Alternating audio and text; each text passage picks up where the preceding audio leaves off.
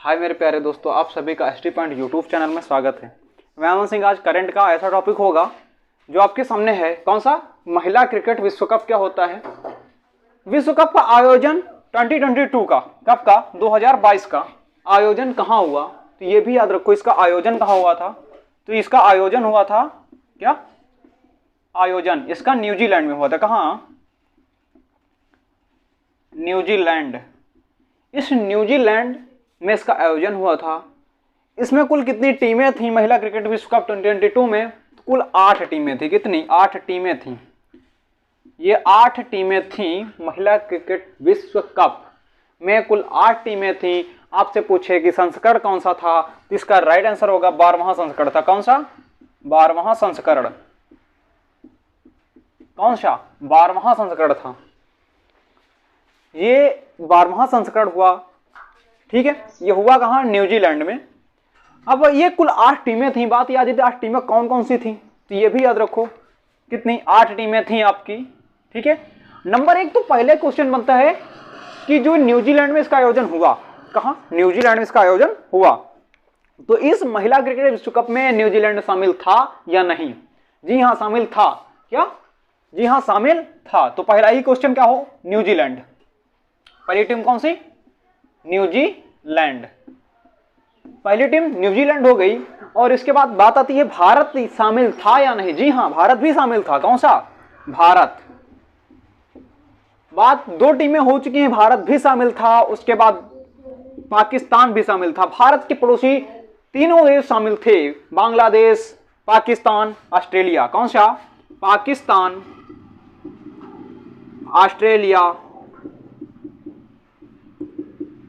Australia, Bangladesh. कौन सा?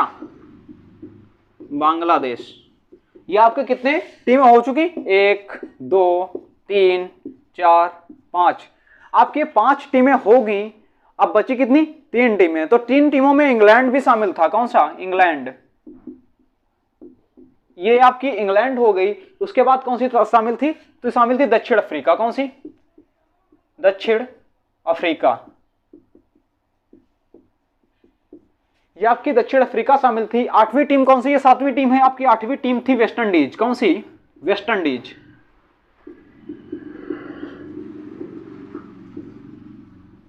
ये आपकी 8 टीमें हो गई, वेस्ट इंडीज शामिल थी।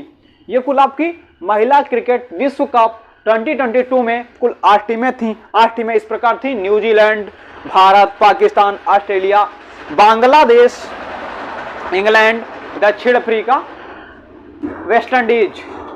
ये 8 टीमें थी। बस अब अगला टॉपिक क्या है? FATF। FATF क्या होता है? यानी कि इसका फुल नेम होता है financial action tax force. Financial action tax force ये है क्या? ये एक संस्था है। क्या संस्था है? संस्था है बॉस। कैसी? ये एक संस्था है। इस संस्था के अंदर क्या होता है, तो ये भी जानो। इसका उद्देश्य क्या है? इसका उद्देश्य है मनी लॉन्ड्रिंग। क्या? Money laundering. मनी लॉन्ड्रिंग और आतंकवाद। आतंकवाद को रोकने से। किसको? रोकने से। यानी कि जो मनी लॉन्ड्रिंग और आतंकवाद है उसको रोकने से है, जो बढ़ावा है उसको रोकने से है। इसका FATF का संबंध है। एक संस्था है। ठीक है, ये मनी लॉन्ड्रिंग क्या है, तो ये भी जान लो। मनी लॉन्ड्रिंग क्या है, इसको कैसे रोका जाता है? तो मनी लॉन्ड्रिंग कहते हैं ब्लैक मनी। क्या? Black money. क्या?